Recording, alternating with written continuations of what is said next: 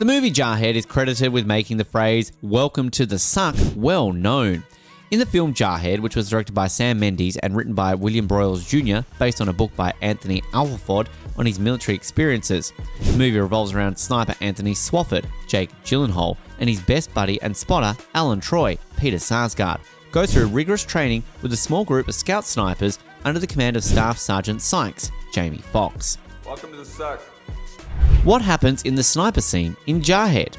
The war ultimately starts more than an hour into the film. Even yet, the Marines are forced to wait at the border as an air raid is launched by the American military.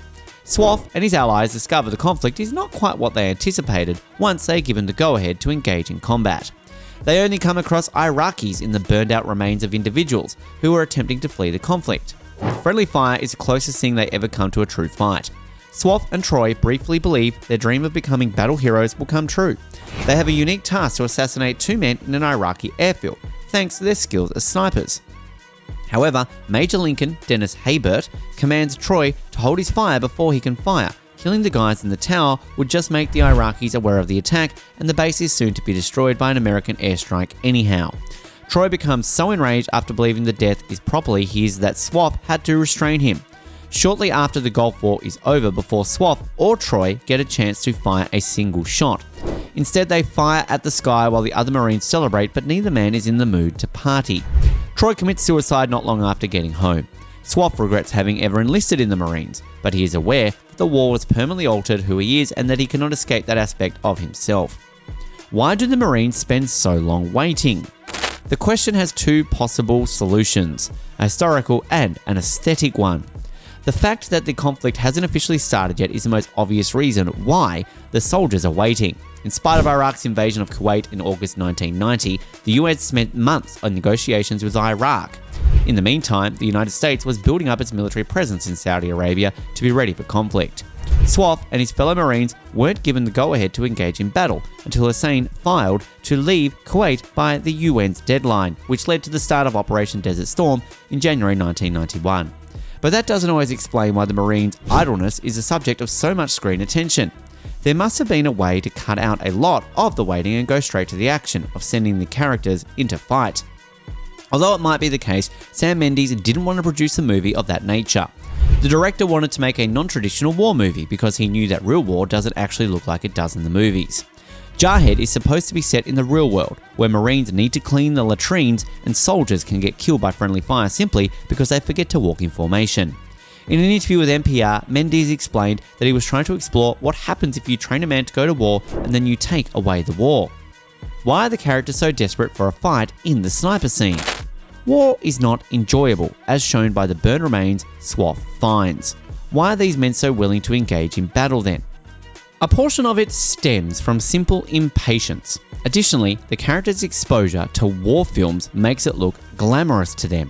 One of the best Vietnam War films ever made, Apocalypse Now, may have a strong anti-war message, but it also manages to make fighting appear exciting. The magic brutality of war films celebrates the terrible and despicable beauty of their fighting skills, Anthony Swofford stated in his book.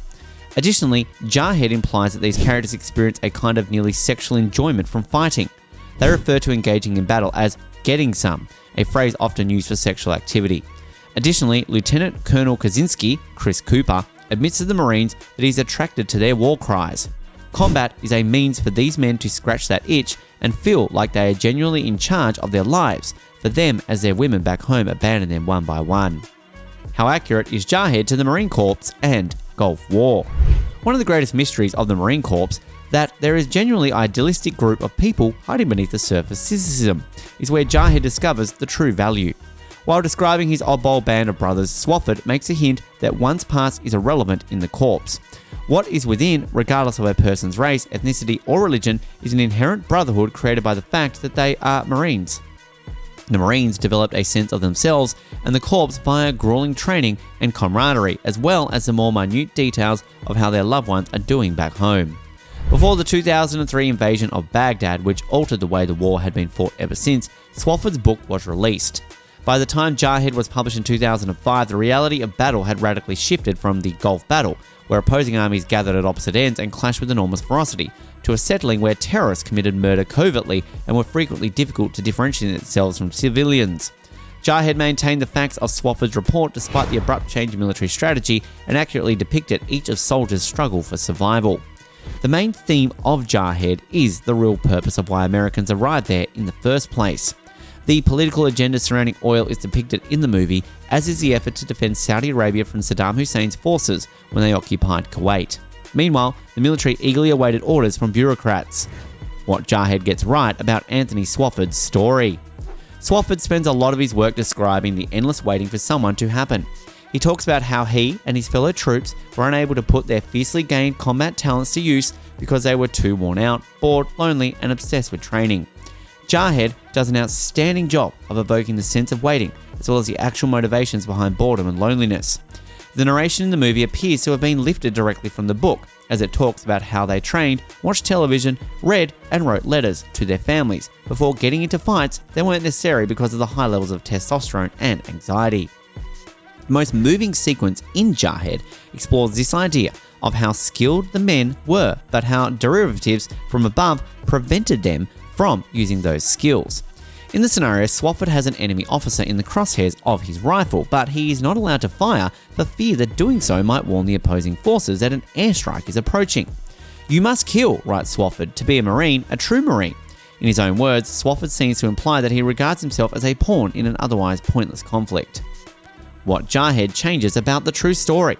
In Swofford's book, the Marine Corps, and specifically the Star Platoon, are painted in a very bad light.